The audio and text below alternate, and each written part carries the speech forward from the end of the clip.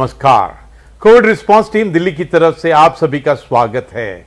हम जीतेंगे positivity unlimited की व्याख्यान श्रृंखला के क्रम में आज हम सभी को राष्ट्रीय स्वयंसेवक संघ के सरसंघचालक जी डॉक्टर मोहन भागवत जी का मार्गदर्शन मिलने वाला है। डॉक्टर मोहन जी भागवत राष्ट्रीय स्वयंसेवक संघ के सरसंघचालक हैं। संघ राष्ट्रीय हित में नित्य निरंतर विभिन्न क्षेत्रों में निस्वार्थ भाव से कार्य कर रहा है। देश और समाज की उन्नति संगठन का लक्ष्य है।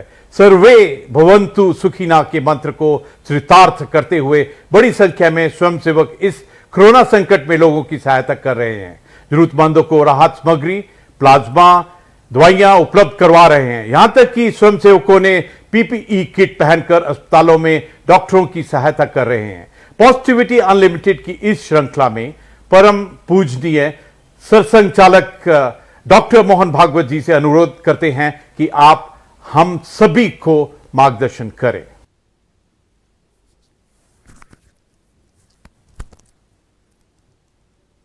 कोविड रिस्पांस टीम सीआरटी के सभी कार्यकर्ता गण एवं आभासी माध्यम से इस व्याख्यान श्रृंखला के कार्यक्रम में उपस्थित सर्व श्रोतागणों को मेरा सादर सस्नेह नमस्कार।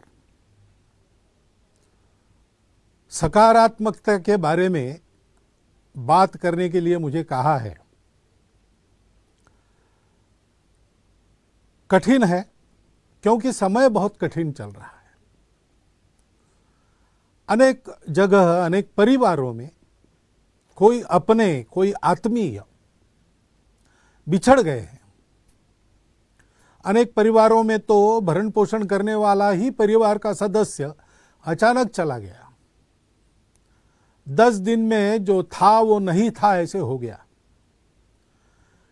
और इसलिए अपने वाले के जाने का दुख और भविष्य में खड़े होने वाली समस्याओं की चिंता, ऐसी दुविधा में तो परामर्श देना, सलाह देना, इसके बजाय पहले तो सांत्वना देना। लेकिन ये सांत्वना के परे दुख है। इसमें तो अपने को, अपने आप को ही संभालना पड़ता है। हम अपनी सहसंवेदना बता सकते, बता रहे हैं। और यहां पर्दे पर केवल कोरी संभावना नहीं बता रहे। संघ के स्वयंसेवक सर्वदूर इस परिस्थिति में समाज की जो भी आवश्यकता है उसकी पूर्ति करने के लिए अपने अपने क्षमता के अनुसार सक्रिय है। परंतु ये कठिन समय है। अपने लोग चले गए, उनको ऐसे असमय चले जाना नहीं था, परंतु अब गए, अब तो कुछ नहीं कर सकते। अब जो परिस्थिति है उसमें हम हैं। और जो चले गए वो तो एक तरह से मुक्त हो गए। उनको इस परिस्थिति का सामना अब नहीं करना है, हमको करना है।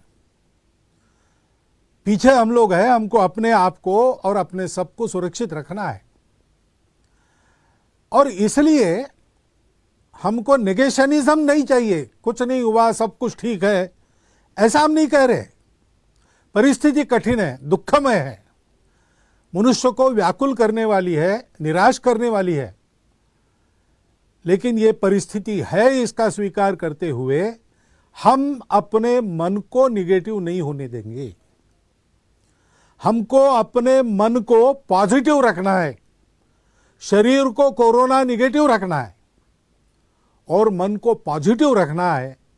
उस दृष्टि से इस श्रृंखला में मेरे पूर्व वक्ताओं ने बहुत सटीक, संपूर्ण ऐसी परामर्श की बात रखी है, स्पष्ट रखी है, सरल भाषा में रखी है, अनुभूति के आधार पर रखी है। मन की दृढ़ता की बात उन्होंने की है। कोरोना प्रतिकार के अपने प्रयासों की गति बढ़ाने की, उन प्रयासों को वैज्ञानिकता के आधार पर स्थापित करने की, सामूहिकता से काम करने की, एकता की, उसी प्रकार सत्य को पहचानते हुए, स्वीकारते हुए उसके आधार पर काम करने की बात कही है। अपने आप को ठीक रखना और समाज की सेवा करना, चिंता करना, इसका आग्रह उन्होंने किया है। वही बातें मुझे भी बतानी है, मैं अपनी भाषा में बताऊंगा, क्योंकि वो अनुभूत बातें हैं। मुख्य बात मन की है। पहली,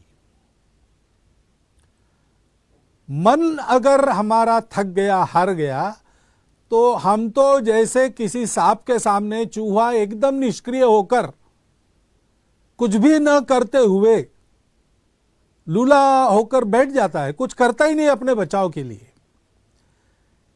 ऐसी इस समस्या के सामने हमारी स्थिति हो जाएगी। ऐसी हमको होनी नहीं देनी है और ऐसी हमारी स्थिति नहीं है। हम कर रहे हैं, सारे चित्र को देखते हैं तो जितना दुख है उतनी ही आशा है। ऐसे परिस्थिति में समाज की कुछ विकृतियां बाहर आती है, बात सही है, लेकिन जितनी विकृति बाहर आ रही उससे अधिक सत्कृति बाहर आ रही। बहुत से लोग सब प्रकार के, सब आर्थिक स्तरों से, समाज पर यह संकट है, सब पर संकट है, इसका भान रखकर स्वयं की भी चिंता कर रहे हैं और उनसे जितनी बनती है उतनी समाज की भी चिंता करती है। ऐसे उदाहरण बहुत हो रहे हैं कि अपनी चिंता किए बिना दूसरों की चिंता, दाई नीड इज ग्रेटर, इस प्रकार की वृत्ति का दर्शन समाज कर रहा है। इसको हमने ध्यान में रखना चाहिए। निराशा की परिस्थिति नहीं है, लड़ने की परिस्थिति है, कठिन परिस्थिति है, लेकिन परिस्थिति तो अपने मन के प्रतिभाव पर निर्भर करती है। क्या ये निराशा, ये रोज 10-5 लोगों के, अपरिचित लोगों के जाने के समाचार का सुनना, मीडिया के माध्यम से परिस्थिति बड़ी विकराल है उसका घोष निरंतर सुनना, ये हमारे मन को उदास बनाएगा, कटु बनाएगा? ऐसा नहीं होता। ऐसा होने से विनाश ही होता है। ऐसा अभी तक हुआ नहीं है मानवता के इतिहास में, इसलिए ऐसी सब प्रकार की बाधाओं को लांघकर मानवता आगे बढ़ी है, अब भी बढ़ेगी। संघ के संस्थापक डॉक्टर हेडगेवार, उनकी किशोरावस्था में उनके माता पिता दोनों, ऐसी ही महामारी चल रही थी नागपुर में प्लेग की, उसमें स्वयं की चिंता किए बिना समाज के लिए काम करते थे। उस समय तो दवाइयां भी नहीं थी। अगर समाज की चिंता करेंगे तो निश्चित रूप से हम पर भी गाज गिरेगी, यह मानकर चलना पड़ता था। ऐसे समय में प्लेग के रोगियों की सेवा करते करते एक ही दिन में दोनों चले गए। डॉक्टर हेडगेवार किशोर आयु के थे, उस समय डॉक्टर नहीं बने थे, केशव कहे जाते थे। उस संवेदनक्षम आयु में उनके मन पर परिणाम क्या हुआ? क्या उनका जीवन आगे कटुता से भर गया, क्रोध से भर गया, निराश हो गए? ऐसा नहीं हुआ। इस वियोग के दुख के विष को पचाकर उन्होंने उसमें से संपूर्ण समाज के प्रति निरपेक्ष आत्मीयता का स्वभाव बनाया। जिनका जिनका उनके साथ संबंध आया है, विचारधारा से उनके हो न हो, लेकिन वो एक बात बता कहते हैं कि डॉक्टर हेडगेवार यानी स्नेह प्रेम, ऐसा उनका स्वभाव बना। जब विपत्ति आती है तो हमारी प्रवृत्ति क्या होती है? हम जानते हैं, हम भारत के लोग हैं, हम जानते हैं कि ये जीवन जरा मरण का चक्र चलते रहता है। मनुष्य एक न एक दिन जैसे पुराने कपड़े, मैले कपड़े छोड़कर नए कपड़े बदलता है, वैसे पुराना शरीर निरुपयोगी हो गया, उसको छोड़ देता है, दूसरे जन्म में आगे बढ़ने के लिए नया शरीर धारण करके आता है। ये जानने वाले हम लोग हैं। हमको ये बातें डरा नहीं सकती, निष्क्रिय निराश नहीं बना सकती। ब्रिटेन के पंतप्रधान बने चर्चिल, उसके बाद उनके कार्यालय में उनके टेबल पर एक वाक्य लिखा रहता था। वो वाक्य क्या था? Please understand that there is no pessimism in this office. We are not interested in the possibilities of defeat. They do not exist. हम हार की चर्चा में बिल्कुल रस नहीं रखते, क्योंकि हमारी हार नहीं होने वाली है, हमको जीतना है। संपूर्ण राष्ट्र को अपने उत्साह से, अपने वक्तृत्व से, अपने करने से चर्चिल ने इस मनस्थिति पर खड़ा किया कि चाहे जो हो, हम हारेंगे नहीं, हम शरण नहीं जाएंगे, हम जीतेंगे। और वो जीते, विपरीत परिस्थिति में जीते। उस समय का डाटा अगर फीड करते कंप्यूटर में, तो कंप्यूटर कहता कि इंग्लैंड बेचिराग हो जाएगा। लेकिन लगातार महीना भर दिन रात बम के रेड़ों को झेलकर ब्रिटेन की जनता ने अपने देश को केवल टिकाया नहीं, तो उस शत्रु को पूर्ण परास्त किया। ये क्यों हुआ? क्योंकि ये प्रवृत्ति ही ऐसी थी। सामने जो संकट है, जो दुख है, जो अंधकार है, उसको देखकर वो निराश नहीं हुए, उन्होंने उसको एक चुनौती मान लिया। हमको भी ऐसा संकल्प करके इस चुनौती से लड़ना है और संपूर्ण विजय इस पर पाएंगे, तब तक सतत प्रयास करते रहना है। संकल्प की दृढ़ता का जैसे महत्व है, वैसे प्रयास के सातत्य का महत्व है। पहली लहर आने के बाद हम सब लोग जरा गफलत में आ गए। क्या जनता, क्या शासन, क्या प्रशासन मालूम था? डॉक्टर लोग इशारा दे रहे थे, फिर भी थोड़े गफलत में आ गए, इसलिए संकट खड़ा हुआ। अब आगे तीसरे लहर की चर्चा कर रहे हैं, तो डरना है क्या उस चर्चा के कारण? डरना नहीं है। अगर वो आती है तो जैसे चट्टान पर टकराकर सागर की लहर चूर चूर होकर वापस लौटती है, वैसे उस आपत्ति को लौटना पड़े, ऐसी तैयारी हमको करनी है। ये प्रवृत्ति चाहिए, उसकी आवश्यकता है, और उस दृढ़ता के साथ सतत प्रयास हमको करने हैं। समुद्र मंथन के समय कितने ही रत्न निकले, लेकिन उन रत्नों के आकर्षण से प्रयास बंद नहीं हुए, मंथन चलता रहा। हलाहल विष जैसी भीति भय उत्पन्न हुआ, लेकिन उसके कारण भी प्रयास से विरत नहीं हुए। अमृत प्राप्ति होने तक प्रयास चलते रहे। और इसलिए सुभाषित में कहा है, रत्नैर महाहैर स्तुतुषुर्न देवा, उससे तोषित नहीं हुए, तुष्ट नहीं हुए। न भेजिरे भीम विषयम भीतिम, हलाल जैसा कराल विष, उसके कारण भी डरे नहीं। सुधाम विना न प्रयोयुर्विराम, अमृत मिलते तक उनके प्रयास चलते रहे। न निश्चितार्थात विरमंती धीरा, धीर लोग जो रहते हैं, धैर्यवान लोग रहते हैं, वो प्रयास सतत जारी रखते जब तक उपलब्धि होती नहीं पूरी की पूरी। हमको वैसे करना है, और स्वाभाविक आपत्ति सारी मानवता पर है। भारत को अपना उदाहरण रखना है, पूरे भारत को एक समूह के नाते सारे भेद भूलकर दोष गुणों की चर्चा अभी उसको विराम देकर, उसके लिए बाद में समय मिलेगा। अभी तो हमको सबको एक टीम के नाते काम करना है, मिलकर काम करना है। गति बढ़ाने की बात श्रीमान अजीम प्रेम जी ने की, स्पीड चाहिए। वो स्पीड कैसे तैयार होगा?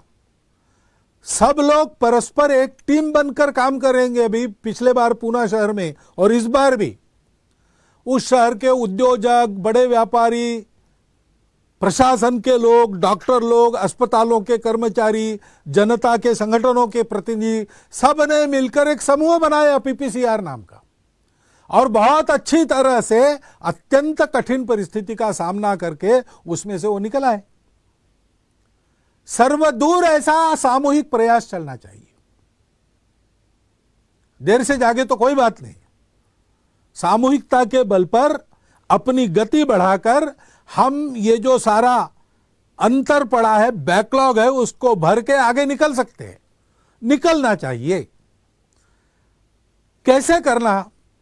पहले तो अपने आप को ठीक रखना, और ठीक रखने के लिए पहली बात है संकल्प की दृढ़ता, प्रयास का सातत्य, धैर्य।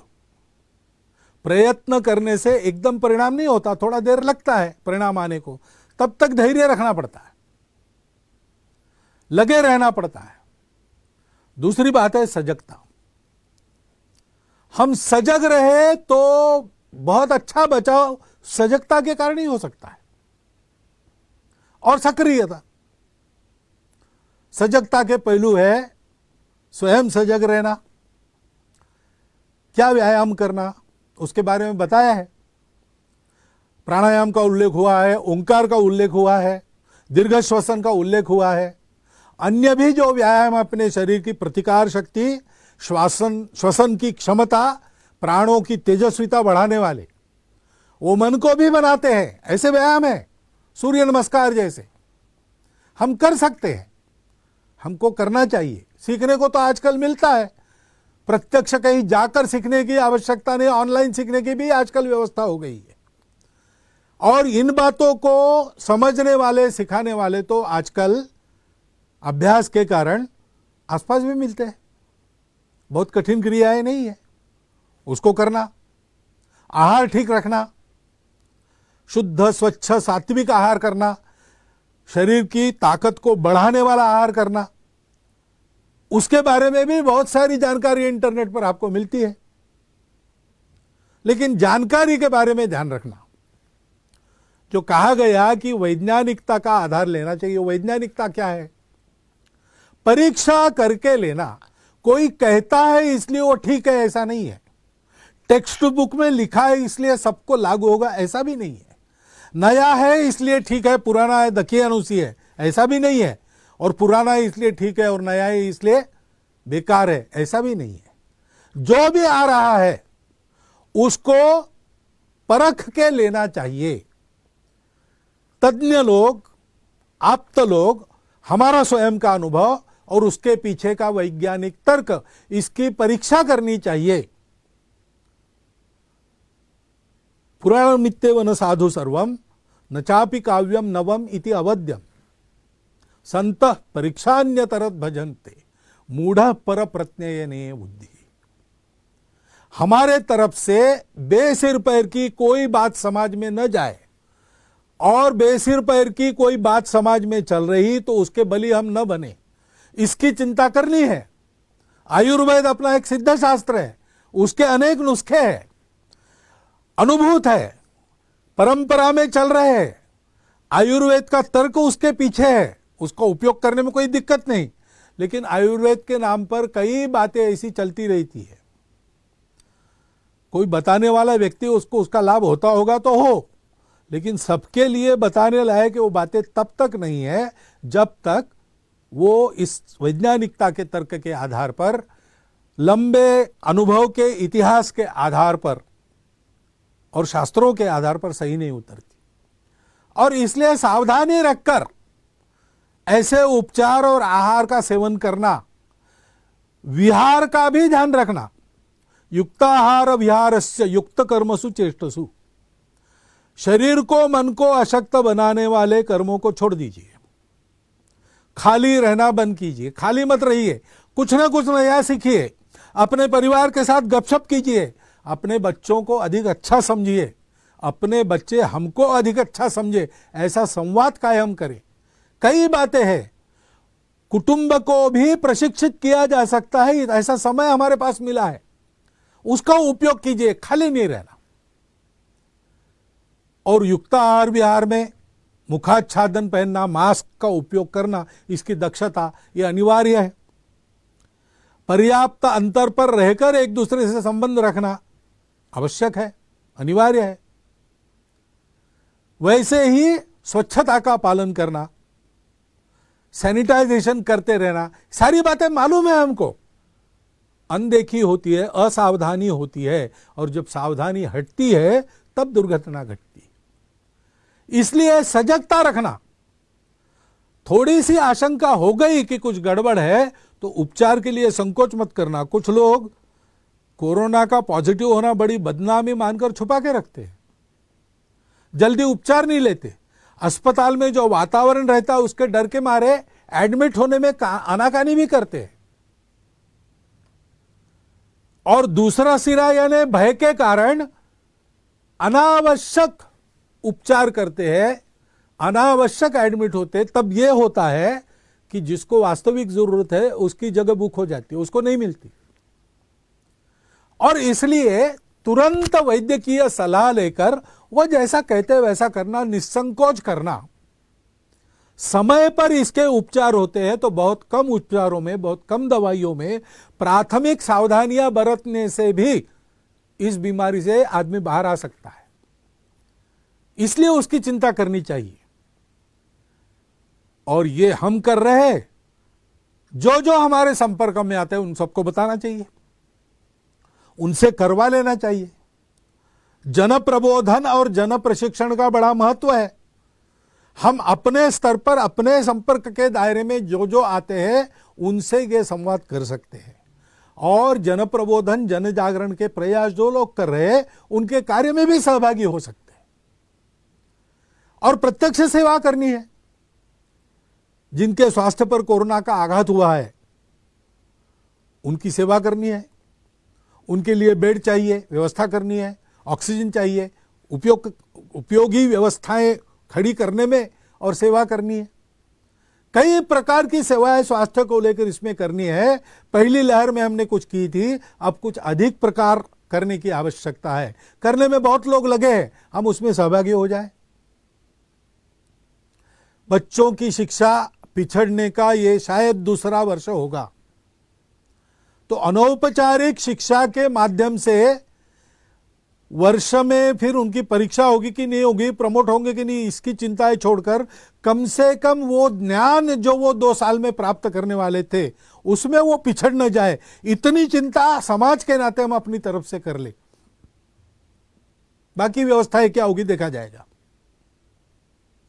ऐसे ही बहुत से लोग फिर से रोजगार बंद हो गया, जिनका हाथ पर पेट है, रोज का रोज कमाते, उनकी परिस्थिति बड़ी कठिन है, उनकी सुधि लेनी चाहिए। कम से कम वो भूखे ना रहे, उनके घर के लोग भूखे ना रहे, इतनी तो चिंता करनी चाहिए। हम अपने दायरे में जो लोग हैं उनको देख सकते हैं, उनकी क्या स्थिति है समझ सकते हैं, उनकी सेवा कर सकते हैं और ऐसी सेवा देने वाले सब संगठन काम कर रहे हैं, उनके साथ हम भी लग सकते हैं। कल इसके कारण रोजगार की, कमाई की, आर्थिक क्षेत्र में हमारे पिछड़ने की, हमारे अर्थव्यवस्था की गति कम होने की समस्या खड़ी हो जाएगी। अनेक प्रकार से उसका सामना अभी से करना प्रारंभ करना पड़ेगा। स्किल ट्रेनिंग से लेकर सारी बातें, उसमें हम जितना कर सकते समाज के नाते और व्यक्ति के नाते हमको करना चाहिए। ऐसा रोजगार करने वाले लोगों को ढूंढकर उनसे खरीदना चाहिए।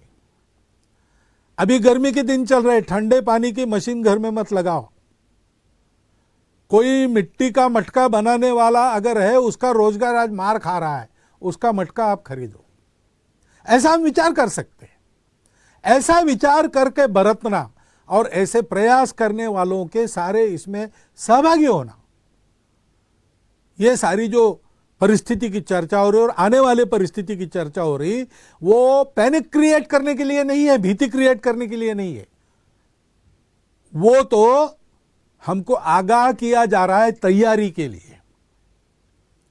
नियम, व्यवस्था और अनुशासन का पालन करते हुए हम चले, समाज को चलाएं और ये सेवा हम करें, करने वालों के साथ समाज के नाते हम भी सहभागी हो।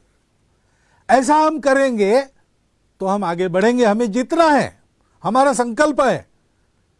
कुछ बात है कि हस्ती मिटती नहीं हमारी, ऐसा हमारा देश है। तो इतने साल में मिटा नहीं, इतने भयानक संकटों को झेलकर मिटा नहीं, तो होगी महामारी, विश्वव्यापी होगी, बड़ा छुपा शत्रु होगा, बड़ा रूप बदलने वाला होगा, कठिन जंग लड़नी होगी, लेकिन लड़नी ही होगी और जीतनी ही होगी। हम जीतेंगे, यह हमारा दृढ़ संकल्प है। परिस्थिति आई है, वो हमारे सद्गुणों की परख करेगी, हमारे दोषों को भी दिखा देंगी। दोषों को दूर करके सद्गुणों को बढ़ा के ये परिस्थिति हमको प्रशिक्षित करेगी। ये हमारी धैर्य की परीक्षा है। ये धैर्य, यह महत्व की बात है। एक वाक्य का आप स्मरण रखिए, success is not final, failure is not fatal. यश अपयश का खेल चलते रहता है। Success is not final, failure is not fatal. The courage to continue, is the only thing that matters. यूनान मिस्र रोमा सब मिट गए जहां से, कुछ बात है कि हस्ती मिटती नहीं हमारी, ऐसा हम कहते हैं। तो उस हस्ती में हमारा सत्य का साक्षात्कार हमारे पूर्वजों ने जो हमको सौंपा और पीढ़ी दर पीढ़ी उस सत्य का आचरण करने वाली संस्कृति दी, वो संस्कृति और हमारा इस यशापयश के आघातों में उनको पचाकर आगे बढ़ना, यश को भी पचाना, अपयश को भी पचाना, और करेज टू कंटिन्यू, उस धैर्य की प्रवृत्ति के साथ सत्य प्राप्त होने तक सतत प्रयास का दृढ़ संकल्प रखते हुए आगे बढ़ना, ये बात है, वो बात हमारी है। उसके बल पर हम जीतेंगे, उसका प्रदर्शन हम सब लोग करें, ये परिस्थिति की मांग है। हमको अपने समाज के ज्येष्ठों का परामर्श इसके पहले के सब व्याख्यानों में मिला है, उसका यह अर्थ हृदयंगम करके हम प्रयासों में लग जाए, निराशा का कोई कारण नहीं, हम जीतेंगे, ये बात निश्चित है। सजग रहना पड़ेगा, सक्रिय रहना पड़ेगा, इतनी ही बात ध्यान में रखनी है। इतनी बात आपके सामने रख के मैं अपने निवेदन को विराम देता हूं।